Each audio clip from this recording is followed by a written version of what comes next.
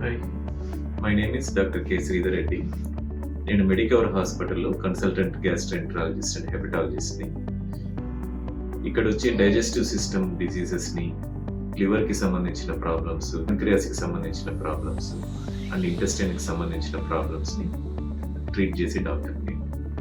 మన గ్యాస్ట్రెంటరాలజీ డిపార్ట్మెంట్లో చాలా ముఖ్యమైన పార్ట్ ప్లే చేసేది డయాగ్నోసిస్.